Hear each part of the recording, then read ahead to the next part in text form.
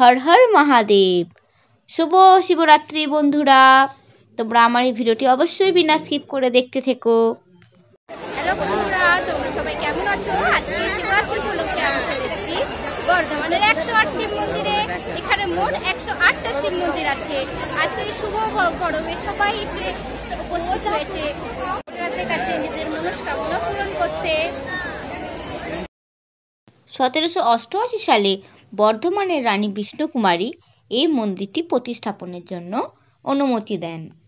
এই মন্দিরটি বর্ধমান শহরের অন্যতম পুরাতন ঐতিহ্য। এখানে প্রতিদিন হাজার হাজার মানুষ এসে উপস্থিত হন ভোলানাথের কাছে নিজেদের মনস্কামনা পূরণের জন্য। এখানকার প্রাকৃতিক সৌন্দর্য মনোমুগ্ধ করে তোলে সকলকেই। গাইস, ফাইনালি এখানে ভিড়টা কিছুটা কম আছে, যেহেতু মেন মন্দির ওইখানে গেটে ছিল। এখানে ভিড়টা এখন বেশ কিছুটা কম আছে এবং শান্তিতে আমি সেলফিও তুলতে পারছি। তো বন্ধুরা, এখনো অনেকগুলো মন্দির পরিভ্রমণ করা বাকি আছে। আজ আমি মোট 108টি মন্দির পরিভ্রমণ করতে চলেছি। এখানে প্রতিটি শিব মন্দিরের ভেতরে থাকা ভোলানাথের আলাদা আলাদা নাম আছে, যেমন বিশ্বকর্মা, শঙ্করাচার্য। 108 শিব মন্দির পরিক্রমা করা শেষ, এবার আমি এসেছি মেলা দেখতে। তোমরাও দেখো, 4 দিনের মেলা বসে শিবরাত্রি উপলক্ষে বর্ধমানের নবাবহাটের এই বিখ্যাত 108 শিব মন্দিরে। তো বন্ধুরা, দেখতে পাচ্ছ এখানে হরেক মাল 70 টাকা।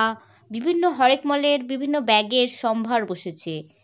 এখানে যথাক্রমে হরেক মাল 15 টাকা, হরেক মাল 10 টাকা, হরেক মাল 20 টাকা, হরেক মাল 30 টাকা, সমস্ত হরেক মাল বসেছে। এই হরেক মালগুলোই জেনারেলি আমার খুব পছন্দ। দাম জিজ্ঞেস করার কোনো ব্যাপার থাকে না, একদম ফিক্সড প্রাইস।